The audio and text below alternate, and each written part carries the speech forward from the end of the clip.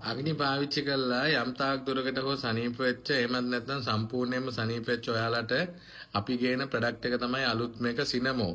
සිනමෝ තේකේදී ඔයාලගේ ඇඟට සීනි ඉල්ලුම අඩු වෙනවා. ඒ වගේම තමයි ඇඟේ බ්ලඩ් සර්කියුලේෂන් එක ගොඩක් දුරට හොඳ තත්ත්වයටපත් වෙනවා. ඊට අමතරව කොලෙස්ටරෝල් ඔයාලගෙන් අඩු වෙන නිසා ඇඟේ ඔයා තියෙන හිරිගතියේ සියලුම දේවල් මේකත් එක්ක නැති වෙනවා. දියවැඩියාවෙන් අග්නි තේකෙන් අඩු කරගන්න බැරි වුණ දෙයක් තියෙනවා නම් මේකෙන් ඔයාලට නිට්ටාවට අඩු කරගන්න පුළුවන්.